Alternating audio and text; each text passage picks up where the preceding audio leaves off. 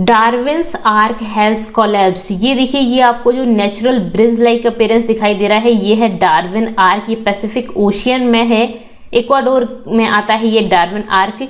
ये कोलैप्स हो गया है। इसका ये जो बीच वाला एरिया आपको दिखाई दे रहा है वो गिर गया है पैसिफिक ओशियन में। किस तरह से, क्यों ये गिरा, इसके बारे में जानेंगे। यहाँ पे ये किस रीजन में आता है, गालापागोस आइलैंड में आता है ये। और जो गालापागोस आइलैंड है वहाँ पे काफ़ी सारी स्पीसीज पाई जाती हैं। इसका नेम डार्विन, सर डार्विन के नाम पर रखा गया है। ये सर डार्विन कौन थे? तो इन्होंने थ्योरी ऑफ इवोल्यूशन दिया था। अगर आपको आइडिया हो इनके बारे में तो इनके बारे में भी जानेंगे, गालापागोस के बारे में जानेंगे और इस आर्क के बारे में इस लेक्चर में हम डिस्कस करने वाले हैं। तो काफ़ी इंपॉर्टेंट और इंटरेस्टिंग लेक्चर है, काफ़ी कुछ जानने को मिलेगा आपको। मैं हूँ Raksha Raghuvanshi and I welcome you to logical education. चलिए स्टार्ट करते हैं।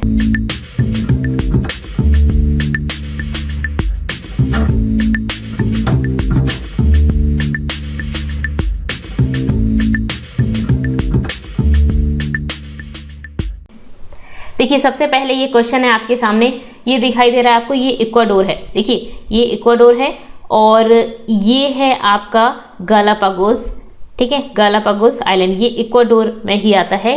अब आपके सामने क्वेश्चन है कि करेंसी और लैंग्वेज क्या है इक्वाडोर की, ठीक है। तो ये आपके सामने 4 ऑप्शंस हैं।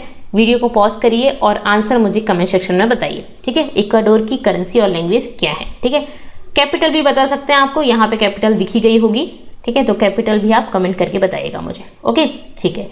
नेक्स्ट, अब इस न्यूज़ के बारे में डिस्कस करते हैं। ये देखिए, ये मैंने क्लिप ली है। इक्वाडोर में जो गालापागोस आइकन, मतलब कि जो डार्विन आर्क है वो कोलैप्स हो चुका है। इसके बारे में थोड़ा डिटेल में देख लेते हैं। इक्वाडोर्स एनवायरनमेंट मिनिस्ट्री ने अनाउंस किया था मंडे को कि जो फेमस रॉक फॉर्मेशन था, ये रॉक फॉर्मेशन है गालापागोस आइलैंड का ही है, ये कोलैप्स हो चुका है due to natural erosion. Natural erosion की वजह से ये यहाँ पे कोलैप्स हो गया है, ठीक है। Darwin arch lies less than a kilometre from Darwin island. अब ये डार्विन आइलैंड कहाँ पे, इसको भी डिस्कस करेंगे हम। नॉर्दर्न मोस्ट आइलैंड है ऑफ गालापागोस, जो गालापागोस आइलैंड है उसका नॉर्दर्न मोस्ट आइलैंड है ये डार्विन आइलैंड, ठीक है। और उसमें ही आपका ये क्या है, ये है डार्विन आर्क जो कोलैप्स हो गया है। इसकी लोकेशन अभी देखते हैं। कोलैप्स होने के बाद जो इमेज है वो इस तरह की है। यहाँ पे ये जो बीच वाला आपको ब्रिज बन रहा था बेसिकली, तो वो ये आपका हट गया है और 2 पिलर बचे हैं अब, ठीक है। तो ये जो आपको ये दिखाई दे रहा है ये अनइनहेबिटेड डार्विन आइलैंड था, मतलब इसमें लोग नहीं रहते थे। And its surrounding area are considered one of the world's best diving location. ये दुनिया की बेस्ट डाइविंग लोकेशंस में से एक था। यहाँ पर डाइव करते थे लोग और काफ़ी सारी स्पीसीज़ का घर था, शार्क का घर था, काफ़ी तरह के टर्टल्स इसमें मिलते थे। फिंचेस के बारे में आपने सुना होगा, तो फिंचेस यहाँ पे मिलती हैं काफ़ी अलग अलग तरह की, ठीक है, काफ़ी सारी इसकी स्पीसीज़ हैं। तो ये जो अनइनहेबिटेड था, लेकिन यहाँ पे काफ़ी तरह की स्पीसीज़ वगैरह मिलती थी, ठीक है, ओके। तो arc is named for Charles Darwin. ये जो आर्क था, ये जो आपको दिखाई दे रहा है, इस आर्क का नाम रखा गया था सर चार्ल्स डार्विन के नाम पर, जिन्होंने थ्योरी दी थी, थ्योरी ऑफ इवोल्यूशन।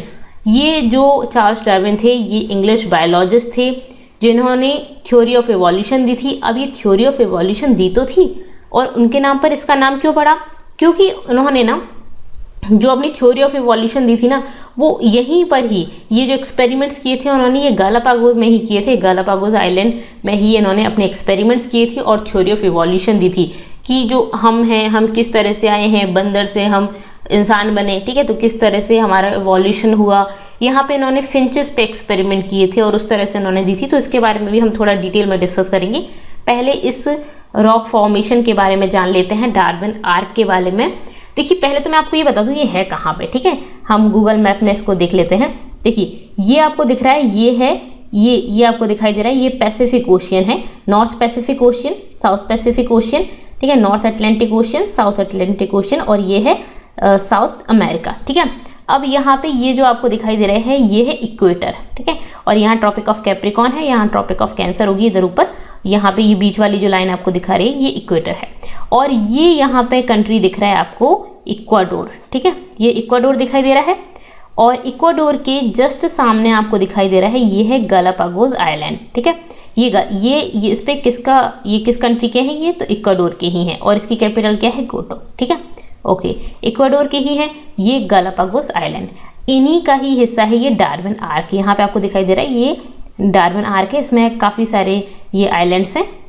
ठीक है, तो डार्विन आर्क इसी का हिस्सा है। क्लियर है, ये आपको दिखाई दे रहे हैं गालापागोस। यहाँ पे ये पूरे के पूरे गालापागोस आइलैंड ही हैं और इनमें से जो नॉर्दर्न मोस्ट आइलैंड है वो कौन सा है, डार्विन आइलैंड। ठीक है, नॉर्थ में आ रहा है पूरा। यहाँ पे आप देखेंगे ये है आपका पूरा गालापागोस और सबसे नॉर्थ साइड में, ठीक, ईस्ट वेस्ट नॉर्थ ऊपर है, तो नॉर्थ साइड में आपका कौन सा है, डार्विन आइलैंड है। तो डार्विन आइलैंड नॉर्थ साइड में था, नॉर्दर्न मोस्ट, और उसी में ही क्या है, डार्विन आर्क है। ठीक है, जो कि कोलैप्स हो गया। यहाँ पे आपको दिखाई दे रहा है ये डार्विन आर्क है, नेचुरल रॉक फॉर्मेशन है ये। ओके, तो अब इसके बारे में डिस्कस कर लेते हैं। ये ब्रिज की तरह दिखाई देता है, नेचुरल है, तो ब्रिज लाइक अपीयरेंस है। ये किस वजह से बना है, इरोजन की वजह से बना है। ठीक है, और ये कहीं ना कहीं पहले ये डार्विन जो आइलैंड है उसी का ही पार्ट हुआ करता था। फिर बीच देखिए क्या होता है कि यहाँ पे पहले जमीन थी, लैंड थी, और उसमें वो नीचे रह गई और समुद्र उसके ऊपर हो गया, मतलब कि वो उतनी ऊपर नहीं हुई। तो नेचुरल रॉक फॉर्मेशन है, ये अलग दिखाई देता है और डार्विन आइलैंड जो है वो अलग दिखाई देता है। ठीक है, दोनों अलग अलग है, कभी ना कभी वो साथ में रहे होंगे, अभी नहीं है। ठीक है, ये आपको अलग बिल्कुल समुद्र में बीच में दिखाई देता है, पैसिफिक ओशियन में। डार्विन आर्क जो इसका ये वाला एरिया है अब गिर गया है। तो मेड ऑफ नेचुरल स्टोन का बना हुआ है, इसको बोला जाता है, इसका निकनेम है द चीटा। ठीक है, जो आर्क है वो कितना, इसकी हाइट कितनी है, तो ये 43 मीटर हाई और 70 मीटर लंबा है और 23 मीटर वाइड है। ठीक है, 23 मीटर वाइड है। ठीक है, 70 मीटर लॉन्ग और हाई है आपका 43 मीटर। ठीक है, ये आपको अभी याद नहीं रखना है, आपको सिंपल ये पता होना चाहिए कि क्या है ये। ठीक है, इसका नाम किसके नाम पे दिया गया था, सर चार्ल्स डार्विन के नाम पे दिया गया था, जो यहाँ पर आए थे 1835 में। ये एक शिप से आए थे, HMS वीजल। इस शिप से ये क्या करने के लिए आए थे, इन्होंने दी थी थ्योरी ऑफ इवोल्यूशन। ठीक है, इन्होंने एग्जामिन किया था गालापागोस फिंचेस को, और इस तरह से इन्होंने जो फिंचेस हैं वो थोड़ी सी मतलब इतनी कम जगह में उनकी स्पीसीज में काफ़ी सारे चेंजेस थे। इन्होंने देखा था 12 to 14 फिंचेस, मतलब फिंचेस एक बर्ड होती है। ठीक है, एक बर्ड ही है, तो ये जो बर्ड है वो उसकी वो अलग अलग थोड़ी अगर हम देखें उसकी स्पीसीज, तो थोड़ी सी ही दूर पर, जैसे कि एक आइलैंड है दूसरा आइलैंड है, तो पास में ही थोड़ी दूर पर ही देखें तो उसकी प्रजातियां, उसकी जो स्पीसीज हैं वो डिफरेंट है, थोड़ा सा ही चेंजर में। ठीक है, किसी की चोंच छोटी है, किसी की वाइड है, किसी की पतली है, किसी की लंबी है। ठीक है, तो इस तरह की उनमें चेंजेस देखे गए थे, और भी स्पीसीज को इन्होंने एग्जामिन किया था और इस तरह से उन्होंने थ्योरी ऑफ इवोल्यूशन दिया था। ओके, ठीक है, तो उन्हीं के नाम पर इनका नाम क्या रखा गया था, डार्विन आर्क।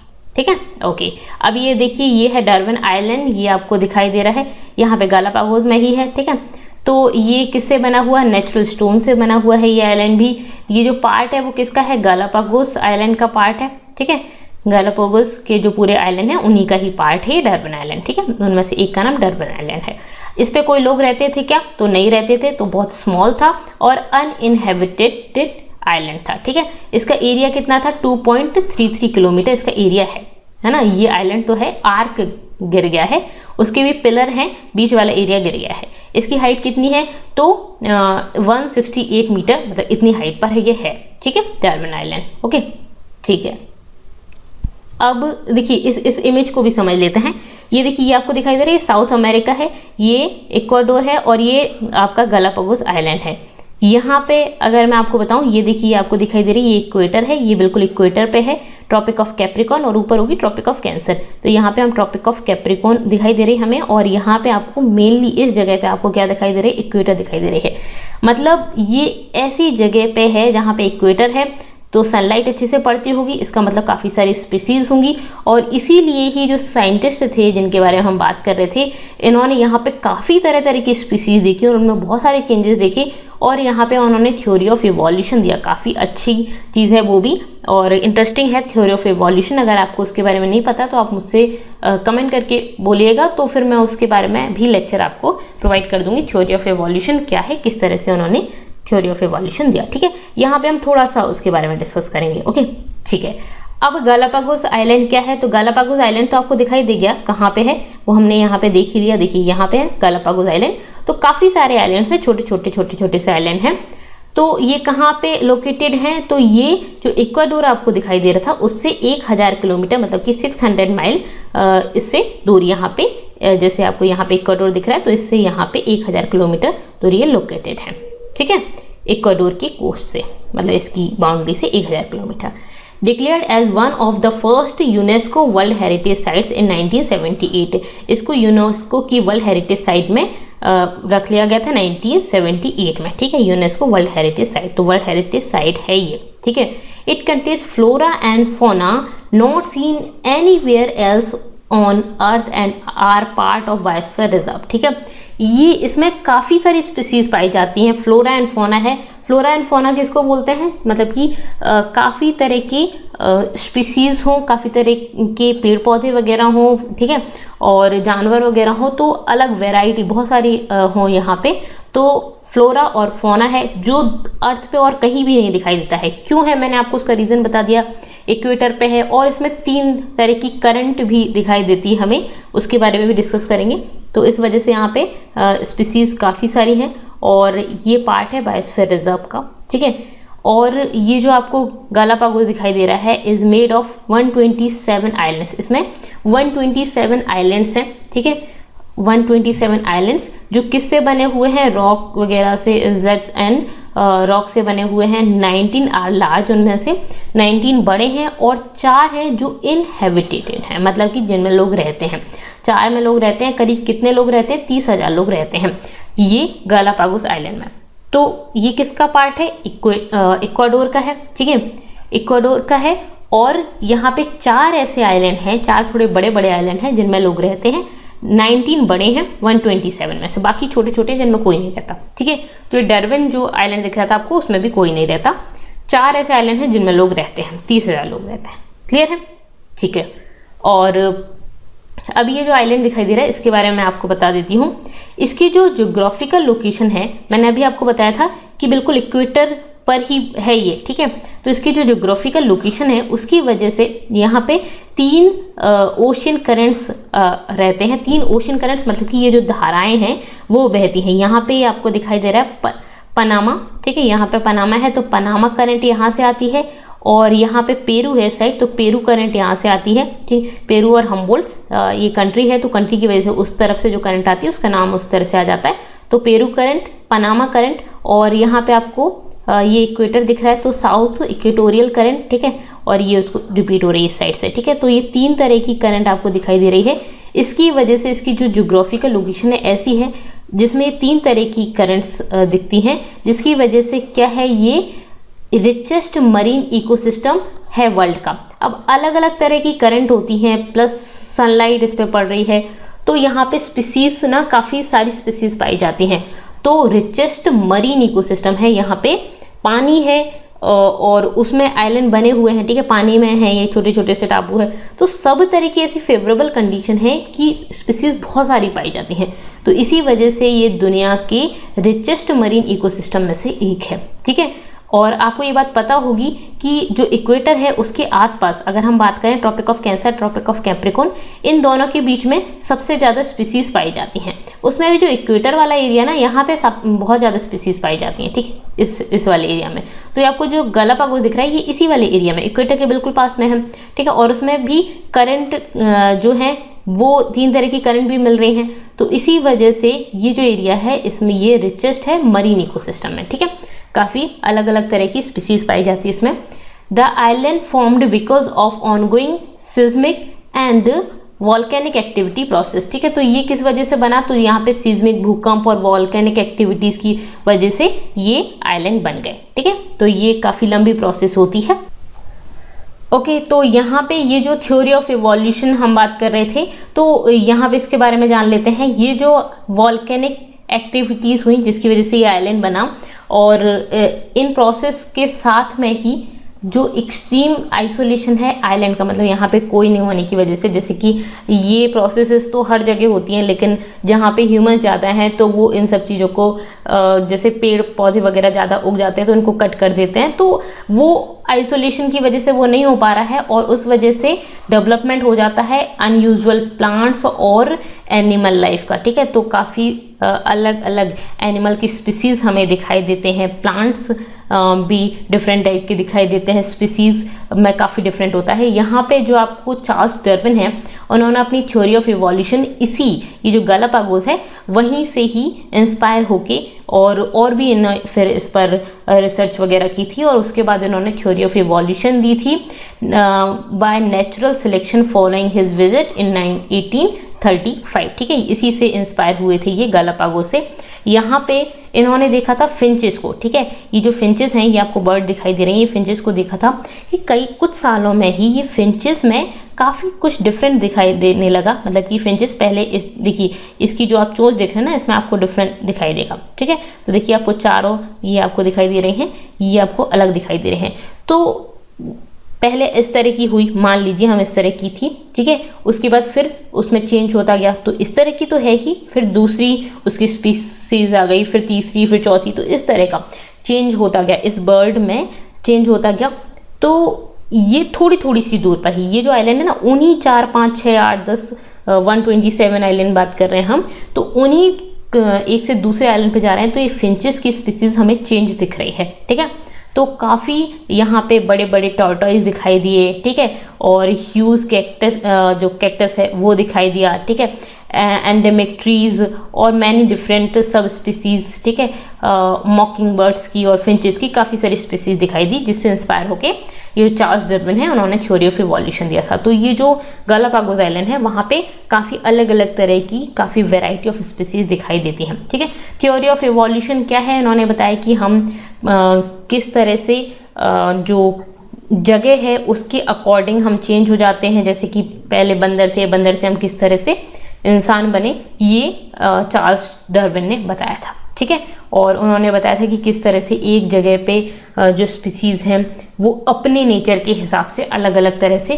स्पीसीज़ चेंज हो जाती हैं। उन जैसे कि कुछ स्पीसीज़ हैं जिनकी चोंच लंबी है, ठीक है, किसकी वाइड है, कुछ ऐसी हैं जो कीड़े निकाल के खाना इजी रहता है, कुछ के लिए जैसे हम जिनकी वाइड है तो उनके लिए अर्थ में अंदर से कीड़े निकाल के खाना इतना इजी नहीं रहेगा क्योंकि ये वाइड चोंच है। ठीक है, फंस जाएगी, ये इजीली निकाल पाएंगी, ये किसी भी फल को अच्छे से खा सकते हैं।